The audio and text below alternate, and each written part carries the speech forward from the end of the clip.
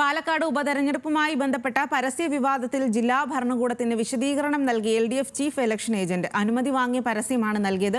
വിവാദ ഭാഗങ്ങളെക്കുറിച്ച് അറിയില്ലെന്നും മറുപടി. പ്രസാദ് ഉടുമ്പശ്ശേരി ചെയ്യുന്നുണ്ട്. പ്രസാദ്, വിവരങ്ങൾ നൽകാം. കഴിഞ്ഞ ദിവസമാണ് ചീഫ് ഇലക്ഷൻ ഏജന്റായ TK നൌഷാദ്, CPM-ന്റെ നേതാവ് കൂടിയാണ്, അദ്ദേഹം ജില്ലാ ഭരണകൂടത്തിന് വിശദീകരണം നൽകിയിട്ടുള്ളത്.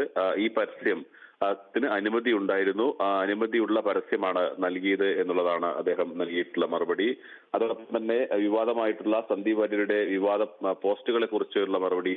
അത് നേരത്തെ പാർട്ടി ഇതുമായി ബന്ധപ്പെട്ട് LDF-മായി ബന്ധപ്പെട്ട് അഭിധം കക്ഷികൾ നൽകിയിട്ടുള്ള വിവരങ്ങളാണ്, മറ്റു കാര്യങ്ങളൊന്നും തന്നെ അറിയില്ല എന്നതുകൂടെയായിരുന്നു ഈ മറുപടി. എന്തായാലും ഇതിനകത്ത് നേരത്തെ സുപ്രഭാതത്തിലും അതോടൊപ്പം തന്നെ സിറാജ് പത്രത്തിലും വന്ന പരസ്യമാണ് വിവാദമായിട്ടുള്ളത്. പത്രത്തിലും ഇത് സംബന്ധിച്ച് പത്രത്തിന്റെ നടപടികളും ഉണ്ടായിരുന്നു. അവിടുത്തെ ജീവനക്കാരോട് വിശദീകരണം തേടുകയും ജീവനക്കാർക്ക് താക്കീത് നൽകുകയും ചെയ്തിരുന്നു. ഇപ്പോൾ ചീഫ് ഇലക്ഷൻ ഏജന്റ്, LDF-ന്റെ ചീഫ് ഇലക്ഷൻ ഏജന്റ് ജില്ലാ ഭരണകൂടത്തിന് മറുപടി നൽകിയിരിക്കുകയാണ്. ശരി പ്രസാദ്.